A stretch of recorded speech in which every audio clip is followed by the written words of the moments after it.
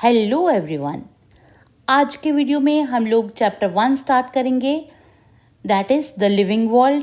And first of all a very huge and warm welcome to all the future doctors and scholars.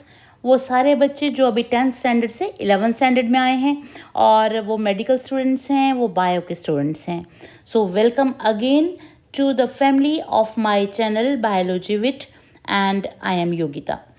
क्योंकि आप सारे बच्चे channel पे new हैं तो please consider to subscribe to my channel. अपने और फ्रेंड्स के साथ भी चैनल को शेयर कीजिए और बेल आइकन को हिट करना मत भूलिए, सो दैट मैं वीडियोस जब बैक टू बैक अपलोड करती रहूं तो आपको इसकी नोटिफिकेशंस मिलती रहें। तो विदाउट वेस्टिंग एनी टाइम आइए आज की क्लास स्टार्ट करते हैं। तो बच्चों, जैसे कि आप सभी प्रीवियस क्लासेस में पढ़ चुके हो कि there is a big difference between living and non living things, है ना। बहुत सारे characteristic features like growth, reproduction, respiration etcetera, ऐसी कैरेक्टरिस्टिक फीचर्स होती हैं जो लिविंग थिंग्स में होती हैं और नॉन लिविंग थिंग्स में नहीं होती हैं, है ना। ये आप बहुत सारी क्लासेस में पढ़ चुके हो, क्योंकि ये सारा वर्ल्ड जो है इसमें बहुत सारी लिविंग थिंग्स भी हैं और नॉन लिविंग थिंग्स भी हैं। अब हम इनको अगर सेग्रीगेट करना चाहें, अगर हम इनको 2 सेपरेट ग्रुप्स में डिवाइड करना चाहें तो कुछ ऐसे फीचर्स को हम देखेंगे जो सिर्फ लिविंग ऑर्गेनिजम्स के साथ एसोसिएट होंगी और नॉन लिविंग थिंग्स के साथ नहीं होंगी। अब इन कैरेक्टरिस्टिक फीचर्स को कहते हैं डिफाइनिंग और नॉन डिफाइनिंग। ये न्यू वर्ड्स हैं जो आप इस क्लास में सीखोगे। अब बच्चों, डिफाइनिंग क्या हुआ? वो कैरेक्टरिस्टिक फीचर्स जो सिर्फ लिविंग ऑर्गेनिजम्स शो करेंगे और नॉन लिविंग ऑर्गेनिजम्स नहीं शो करेंगे, उनको हम कहेंगे डिफाइनिंग कैरेक्टरिस्टिक्स। ओके। अब कुछ फीचर्स ऐसे होंगे जो हमें ऐसा लगेगा कि वो नॉन लिविंग थिंग्स भी शो कर रही हैं, उनमें भी कुछ ऐसी बातें हो रही हैं, चाहे सचमुच में नहीं हो रही, बट ऐसा लगेगा कि येस, नॉन लिविंग थिंग्स में भी ये बात हमें लग रहा है कि हो रही है। तो ऐसे फीचर्स को हम कहेंगे नॉन डिफाइनिंग। अंडरस्टैंड? ये आपने 2 वर्ड्स को याद करना, पहले समझना इन दोनों टर्म्स को। तो डिफाइनिंग क्या हुआ? जो सिर्फ लिविंग थिंग्स शो करेंगी, और नॉन डिफाइनिंग फीचर ये हुआ कि नॉन लिविंग थिंग भी हमें ऐसा लगेगा कि ये बात जो है लिविंग थिंग के साथ साथ नॉन लिविंग थिंग में भी हो रही है। देखिए, जैसे फर्स्ट कैरेक्टरिस्टिक फीचर है ग्रोथ।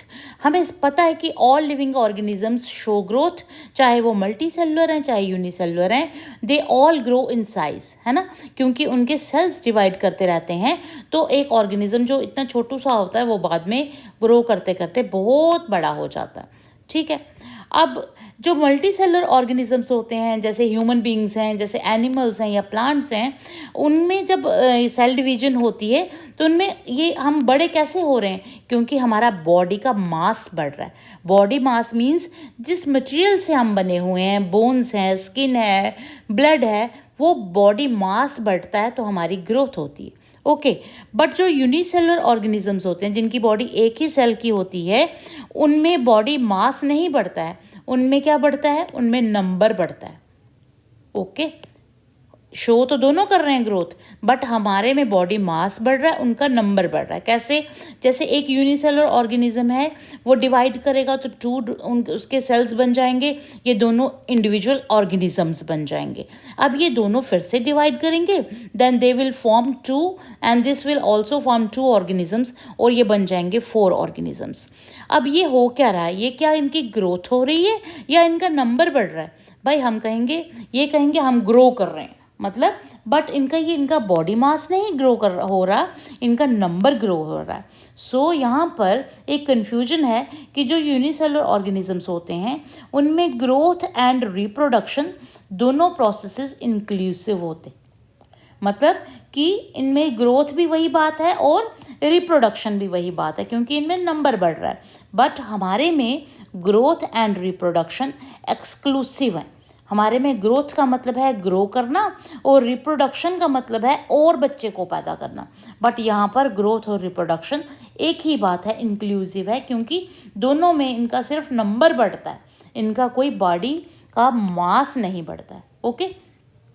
अब देखिए बहुत सारे जो प्लांट्स हैं वो मैक्सिमम क्या करते हैं, वो लाइफ स्पैन तक, जब तक उनकी लाइफ होती है उनका हाइट बढ़ती रहती है, वो ग्रो करते रहते हैं।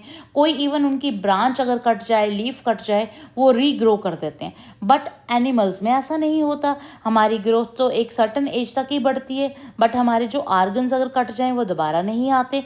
मगर हम देखते हैं कहीं कहीं हमारी सेल डिवीजन जो है वो कंटिन्यू रहती है। जैसे हमारे हेयर ग्रो करते रहते हैं, हमारे नेल्स ग्रो करते रहते हैं, या कभी कभी हमें कोई इंजरी हो जाती है और जो हमारे वुंड्स को रिप्लेस करने के लिए हमारे जो सेल्स हमारे ख़त्म हो गए हैं, या कहीं पे हमें कोई ज़ख्म हो गया, हमारे सेल्स ख़राब हो गए हैं, उनको रिप्लेस करने के लिए फिर से हमारे जो टिश्यूज़ हैं उनके सेल्स डिवाइड करते हैं और हमारे न्यू सेल्स आ जाते हैं, है ना। तो तभी हमारी जो सेल डिवीजन कंटिन्यू होती है। अदरवाइज हमारी सेल डिवीजन स्टॉप हो जाती है आफ्टर अ सर्टन एज। जब हम जवान हो जाते हैं उसके बाद हमारी और हाइट नहीं बढ़ती। जैसे आप अब 17-18 ईयर्स के हो जाओगे, उसके बाद आपकी हाइट नहीं बढ़ेगी। ओके, तो अब इसका मतलब ये हो कि हर एक चीज़ जो ग्रो करती है, क्या हम उसको सभी को लिविंग ऑर्गेनिज्म कहेंगे? अब इस कन्फ्यूजन को दूर करते हैं। देखिए एक रॉक है, अगर इसके ऊपर और ज़्यादा डस्ट का और ज़्यादा मटेरियल का डिपॉजिट होता जाए, सैंड का डिपॉजिट होता जाए, तो इसका साइज़ और बढ़ता जाएगा। तो ये क्या ये लिविंग ऑर्गेनिज्म हुआ? नहीं भाई। क्यों? क्योंकि इनमें ग्रोथ तो शो हो रही है, इसका साइज़ तो बढ़ रहा है, but this growth is external या एक्सट्रिंसिक, कि इसका ग्रोथ सिर्फ एक्सटर्नल है। अगर हम बाहर से इस जितना भी डिपॉजिट इसके ऊपर हो रहा है, अगर हम इसको फिर से हटा दें तो इसका साइज़ फिर से वैसे का वैसा हो जाएगा। बट जो लिविंग ऑर्गेनिजम्स होते हैं उनकी ग्रोथ इंटरनल होती है, इंट्रिंसिक होती है। जैसे हमारा ब्रेन डेवलप हो रहा है, हमारे इंटरनल ऑर्गन्स डेवलप हो रहे हैं, वो इंटरनल ग्रोथ हो रही है। सो ग्रोथ जो है इसका मतलब लिविंग ऑर्गेनिज्म भी शो कर रहे हैं और नॉन लिविंग भी शो कर रहे हैं। हालांकि हमारी जो ग्रोथ है वो इंट्रिंसिक है और रॉक की ग्रोथ एक्सट्रिंसिक है। So growth is not a defining property of living organisms. हालांकि ग्रोथ लिविंग ऑर्गेनिज्म का करेक्टरिस्टिक फीचर है, but it is not a defining property, क्योंकि ये नॉन लिविंग थिंग्स भी शो करती हैं और डेड ऑर्गेनिज्म तो ग्रो करता ही नहीं है। नाउ नेक्स्ट प्रॉपर्टी जो है वो है रिप्रोडक्शन। तो बच्चों आपको पता है कि all living organism produce young ones of their own kind. सभी ऑर्गेनिजम्स के अपने जैसे बच्चे पैदा होते हैं। कैट्स के बच्चे कैट्स जैसे, ह्यूमन बींग्स के ह्यूमन जैसे, प्लांट्स के बच्चे प्लांट्स जैसे। इवन मैंगो ट्रीज़ के जो बच्चे होंगे वो मैंगोज़ के जैसे ही होंगे, वो ऑरेंजेस के जैसे नहीं होंगे। बट अब जो यूनिसेलुलर ऑर्गेनिजम्स हैं वो अभी मैंने आपको बोला उनमें रिप्रोडक्शन और ग्रोथ जो है वो दोनों इंक्लूसिव हैं, वो दोनों सिनोनिमस हैं, क्योंकि उनमें सिर्फ नंबर ऑफ सेल्स ही बढ़ा, एक के कितने ज़्यादा हो गए, इसका मतलब उनकी रिप्रोडक्शन हो गई। बट जो मल्टी सेलुलर ऑर्गेनिजम्स होते हैं उनमें ऐसा नहीं है, उनमें सिर्फ नंबर ऐसे नहीं बढ़ रहा अपने आप को काट काट के, उनमें reproduction leads to creation of an offspring. इसमें एक न्यू बेबी, एक न्यू ऑफस्प्रिंग क्रिएट होता है ना। तो ये जो ऑर्गेनिजम्स है मल्टी सेलुलर ऑर्गेनिजम्स, जैसे हम लोग हैं, तो ऐसे ही और बहुत सारे मल्टी सेलुलर ऑर्गेनिज्म रिप्रोड्यूस करते हैं, या तो सेक्सुअली या फिर असेक्सुअली।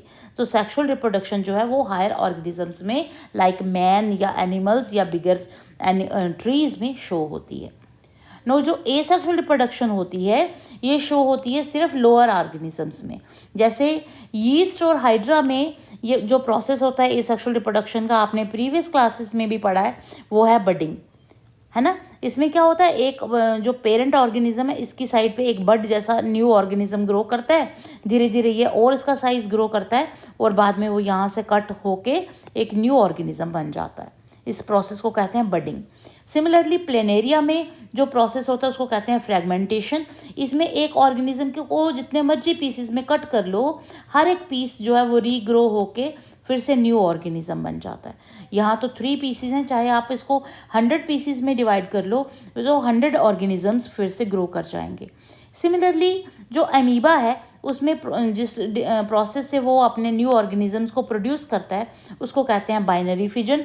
इस बाइनरी मीन्स 2, तो इसमें ये अपने आप को कट करता है सेंटर से और इसके 2 न्यू ऑर्गेनिजम्स ग्रो हो जाते हैं। ओके, अब कुछ ऑर्गेनिजम्स बच्चों ऐसे भी हैं जैसे वर्कर बीज हैं, जैसे म्यूल्स हैं, म्यूल्स हॉर्स की तरह ही होते हैं, थोड़े शॉर्ट हाइटेड होते हैं और हमारे बर्डन को, हमारे बोझ को, सामान को ले जाने के काम में आते हैं। और कुछ इनफर्टाइल कपल्स होते हैं जो जिनके बच्चे ही पैदा नहीं होते। तो अब ये इन्होंने तो रिप्रोडक्शन शो नहीं की, तो क्या ये लिविंग ऑर्गेनिजम्स नहीं है? तो ये भी लिविंग ऑर्गेनिजम्स हैं। सो रिप्रोडक्शन जो है वो एक करैक्टरिस्टिक फीचर तो है लिविंग ऑर्गेनिज्म का, but it is not a defining characteristic of all the living organism. ये डिफाइनिंग करैक्टरिस्टिक नहीं है। Next is metabolism. देखिए हमारी सबकी बॉडी किसकी बनी है? केमिकल्स की। ओके ये केमिकल्स जो हैं ये कॉन्स्टेंटली प्रोड्यूस होते रहते हैं जब तक हम जिंदा रहते हैं हमारी बॉडी के अंदर, और ये कन्वर्ट होते रहते हैं इनटू बायोमोलिक्यूल्स। ठीक है, अब इनको केमिकल्स को बायोमोलिक्यूल्स में कन्वर्ट करने के लिए तो बहुत सारी रिएक्शंस होती होंगी हमारी बॉडी के अंदर। इन सारी रिएक्शंस के सम टोटल को कहते हैं metabolism. What is metabolism? Metabolism is the sum total of all the reactions taking place inside the body of the living organism. Okay so अब ये अगर सोचें हम कि ये वाली रिएक्शंस तो हम लेबॉर्ट्री में भी कर सकते हैं आउटसाइड द बॉडी, जिसको हम कहेंगे in vitro. In vitro means outside the body. अब ये रिएक्शंस जो होंगी वो बॉडी के बाहर अगर हम परफॉर्म कर रहे हैं इन द लेबॉर्ट्री, तो अब हम उनको मेटाबॉलिक रिएक्शंस नहीं कहेंगे, उनको हम लिविंग रिएक्शंस तो कह सकते हैं बट मेटाबॉलिक रिएक्शंस नहीं कहेंगे। मेटाबॉलिक रिएक्शंस वही होंगी जो लिविंग ऑर्गेनिज्म के अंदर होंगी। So metabolism is a defining characteristic feature. ये करैक्टरिस्टिक फीचर भी है और डिफाइनिंग भी है। क्यों? क्योंकि इसमें ये नॉन लिविंग थिंग्स शो नहीं करती हैं। Now next is cellular organisation. बच्चों आपको पता है हम सब लिविंग ऑर्गेनिज्म की बॉडी स्मॉलर यूनिट से बनी है जिनको हम कहते हैं सेल्स, है ना। हमारी बॉडी में छोटे छोटे सेल्स जुड़ते हैं तो बनता है टिश्यू, टिश्यूज़ जुड़ते हैं तो बनता है ऑर्गन, ऑर्गन्स कंबाइन होते हैं तो बनता है ऑर्गन सिस्टम, जैसे डाइजेस्टिव सिस्टम, एक्सक्रीटरी सिस्टम, है ना। और बहुत सारे सिस्टम्स जुड़ के एक ऑर्गेनिज्म बनता है। जैसे छोटी छोटी ईंटें मिल के एक बड़ा सा मकान बनता है, वैसे ही छोटे छोटे सेल्स कंबाइन होते हैं तो हमारी पूरी बॉडी बनती है। So cellular organisation is a defining characteristic feature of living organism. ये नॉन लिविंग थिंग्स में सेल्स नहीं होते हैं, तो ये हमारी ही डिफाइनिंग करैक्टरिस्टिक फीचर है। Now next is consciousness. बच्चों जो लिविंग ऑर्गेनिजम्स होते हैं वो सेंस करते हैं और वो रिस्पॉन्स करते हैं टू द एनवायरमेंटल स्टिमुलाई। जो भी एनवायरनमेंट में कोई भी हमारे पर कोई स्टिमुलस हमें इफ़ेक्ट करता है तो हमें पता चल जाता है। जैसे सनलाइट हमारी आंखों पे पड़ती है तो हमारी आंखें अपने आप बंद हो जाती हैं, है ना। ऐसे ही वाटर को हम फील करते हैं, टेम्परेचर के घटने बढ़ने को फील करते हैं। फॉर एग्जांपल विंटर्स में हम वूलन के कपड़े पहनते हैं, स्वेटर्स पहनते हैं क्योंकि हमें सर्दी फील होती है। गर्मियों में हम लोग एसीज़ और कूलर्स के आगे बैठते हैं। वैसे ही जो सनफ्लावर्स होते हैं उनका फेस हमेशा टूवर्ड्स द सन रहता है। तो इसका मतलब हुआ सारे लिविंग ऑर्गेनिजम्स जो हैं वो रिस्पॉन्स देती हैं टू द स्टिमुलस। स्टिमुलस हो गया जो बाहर से इफ़ेक्ट आ रहा है, और जो हम रिस्पॉन्स दे रहे हैं जैसे हमारी आंखें बंद हो रही हैं या सनफ्लावर अपना फेस उस साइड कर रहा है, that is known as response. Okay, तो सारे लिविंग ऑर्गेनिज्म जो है उनमें कॉन्शियसनेस होती है, उनमें समझ होती है। बट हम जो होते हैं ह्यूमन बींग्स, हम अपने एनवायरनमेंट को अपने सेंस ऑर्गन से समझते हैं। हमारे में हमारा दिमाग, हमारी नर्व्स, हमारी आइज़, हमारी स्किन, ये सारी फील करती हैं चीज़ों को, तो हमें सेंस आती है कि हमारे साथ क्या हो रहा है। बट लिविंग ऑर्गेनिजम्स में सबसे समझदार कौन है? वो है ह्यूमन बींग। तो इसलिए हम कहते हैं कि ह्यूमन बींग्स में ही सेल्फ कॉन्शियसनेस है। हमें ही पता चलता है अच्छा बुरा क्या है, गंदी और अच्छी बातें क्या होती हैं, हम आज कैसे लग रहे हैं, हम कैसे बोल रहे हैं, हमें कैसे बोलना चाहिए, ये और ऑर्गेनिजम्स को नहीं पता, है ना। तो कॉन्शियसनेस जो है वो हमारी एक डिफाइनिंग करैक्टरिस्टिक फीचर है। अब आपकी एनसीईआरटी में कहा गया है कि एक पर्सन है जो कोमा में है बड़े सालों से, वो कोई भी रिस्पॉन्स नहीं करता, उसको हाथ लगाओ उसको नहीं पता चलता, तो क्या वो लिविंग है कि नॉन लिविंग? बेटा वो भी लिविंग है, क्योंकि उसमें अगर ऑक्सीजन लगी है, उसको ऑक्सीजन की सप्लाई मिल रही है या ग्लूकोज मिल रहा है या कोई भी मेडिसिन्स मिल रही हैं, तो उसके अंदर मेटाबॉलिक रिएक्शंस हो रही हैं ना, तो इसका मतलब हुआ कि वो ऑर्गेनिज्म जो है उसको हम लिविंग ऑर्गेनिज्म कंसीडर करेंगे, चाहे वो कॉन्शियसनेस शो नहीं कर रहा है, but he is a living organism. So हम कह सकते हैं कि सारे लिविंग ऑर्गेनिज्म सेल्फ रेप्लिकेट करते हैं, दे आर इवॉल्विंग, वो पुराने से और ज़्यादा ग्रो कर रहे हैं, न्यू हो रहे हैं, और दे आर सेल्फ रेगुलेटिंग, और वो कैपेबल हैं टू रिस्पॉन्स देने के लिए एक्सटर्नल स्टिमुलाई को, है ना। अब जितने भी दुनिया के लिविंग ऑर्गेनिजम्स हैं, ये सारे लिंक्ड हैं to one another by sharing a common genetic material. कभी कोई ऐसा जब शुरुआत हुई होगी लिविंग ऑर्गेनिज्म की, सबसे पहले एक उनके कॉमन एंसेस्टर्स होंगे, एक कॉमन जेनेटिक मटेरियल होगा जो बाद में आगे आगे डिवाइड होता गया और न्यू ब्रांचेस बनती गई, न्यू ऑर्गेनिजम्स बनते गए। So biology is the story of life on earth. Now अगर हम न्यू आगे वाला कॉन्सेप्ट पढ़ें कि डाइवर्सिटी जो हम देखते हैं लिविंग वर्ल्ड में, कि इस हमारी अर्थ के ऊपर कितने ज़्यादा मिलियंस ऑफ लिविंग ऑर्गेनिजम्स हैं, like fungi, plants and animals. उनके साथ साथ कुछ ऐसे माइक्रो ऑर्गेनिजम्स हैं, इतने छोटे ऑर्गेनिजम्स हैं जो हमें नेक्ड आई से दिखते ही नहीं हैं, बट हैं तो वो भी लिविंग ऑर्गेनिजम्स।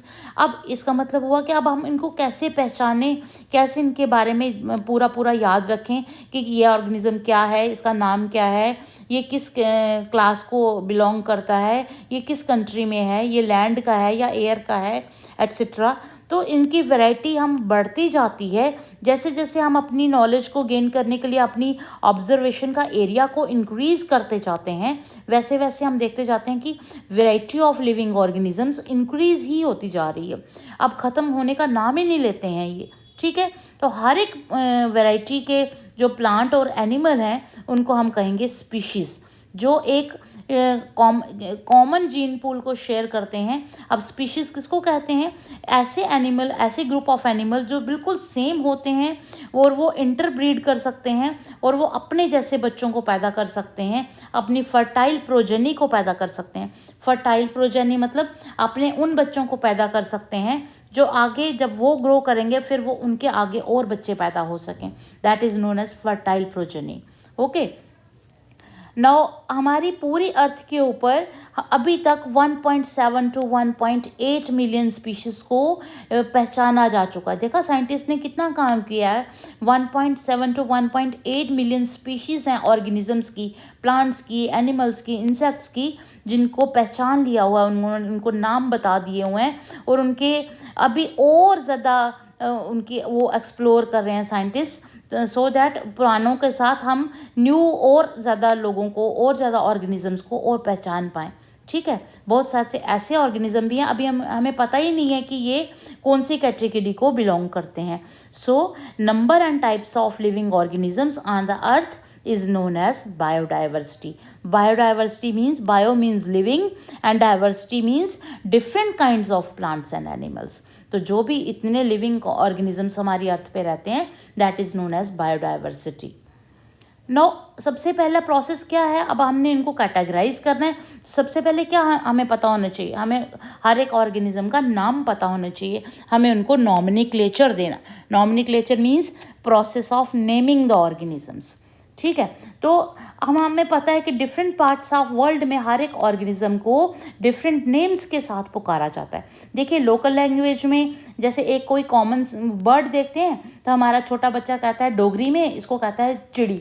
ठीक है, हिंदी में हम इसको कहते हैं चिड़िया और इंग्लिश में कहते हैं स्पैरो, है ना। तो हर एक कंट्री के अंदर, हर एक सिटी के अंदर भी डिफरेंट एरियाज़ में एक ऑर्गेनिज्म को डिफरेंट नेम्स से पुकारा जाता है।